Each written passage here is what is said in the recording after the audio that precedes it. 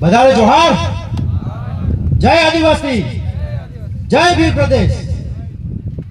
સૌ પ્રથમ તો આપણા શહીદ વીર ક્રાંતિકારી વીરોને નમન. પૂર્વ વક્તાઓએ જે પણ વાતો કરી આપણા સમાજના હક અધિકારો, જળ જંગલ જમીન વિશે ખૂબ સરસ. હવે હું જે વાત કરવા જઈ રહ્યો છું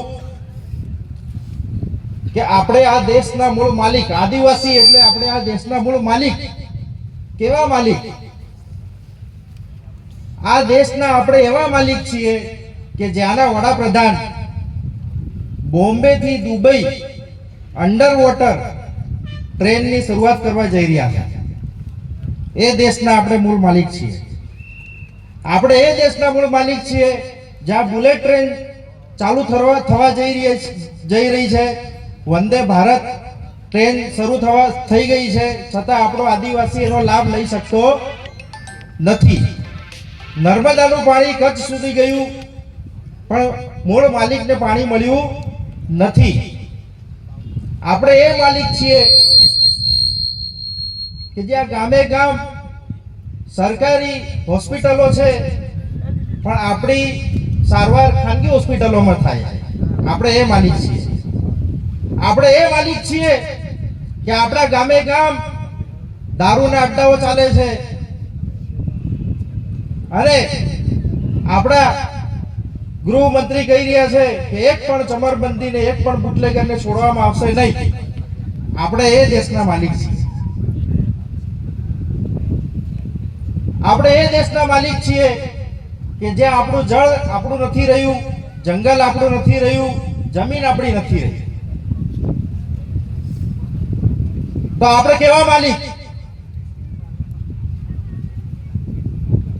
આપણે માલિક કહેવાઈએ ખરા? એક પણ હક અધિકાર આપણને પૂરતો મળતો નથી. આપણા આદિવાસીઓ હક અધિકાર કોને સમજે છે કે જે 2 કિલો ખાંડ, 1 કિલો મીઠું, 1 લીટર તેલ મળે એને આપણે હક અધિકાર ગણીએ. બરાબર ને? બાકી આપણને અનામતમાં કેટલા ટકા નોકરી મળે છે, અનામત શું છે, આપણને કયા હક અધિકારો, આપણા હક અધિકારો કોને કહેવાય એના વિશે કોઈ જાણકારી નથી. આજે દાહોદ જિલ્લાની વાત કરીએ તો દાહોદ જિલ્લામાં એક પણ એવું ગામ બતાવો કે જ્યાં દારૂ ના મળતો હોય. આપણા મંત્રી સાહેબ ભીલ સમાજ લગ્ન પંચના અધ્યક્ષ કુબેરભાઈ ડિંડોર, જેઓ ભીલ સમાજ પંચના અધ્યક્ષ છે, એ દહેજ વિશે બોલે છે, ડીજે વિશે બોલે છે, પણ દારૂ વિશે ક્યારે બોલતા નથી. હું સ્થાનિક તંત્રને પણ ચેલેન્જ કરું છું કે તમને જો ખબર ના પડતી હોય કે ગામે ગામ કેટલા દારૂના અડ્ડા ચાલે છે તો મને પૂછો. હું લિસ્ટ આપવા તૈયાર છું. ફતેપુરા તાલુકામાં મેં જાતે સર્વે કરેલું છે, 700+ દારૂના અડ્ડાઓ ચાલે છે. એટલે પોલીસ તંત્ર જો અહીં સાંભળતું હોય તો હું એમને ખુલ્લી ચેલેન્જ કરું છું કે તમારી પાસે લિસ્ટ ના હોય તો હું આપવા તૈયાર છું.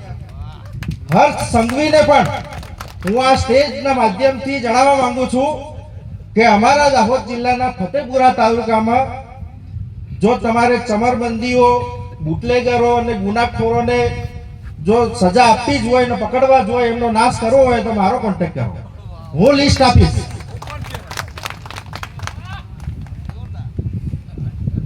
એટલે ખાલી મોટી મોટી વાતો કરવાની, શિક્ષણની, પાણીની અને નોકરીની, તો એ વ્યર્થ છે.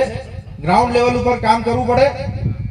અને અમારા ફતેપુરા તાલુકાના ઘણા શિક્ષકોની એવી માંગ છે કે કચ્છ જિલ્લામાં જો શિક્ષકોની ભરતી થતી હોય જિલ્લા પૂરતી,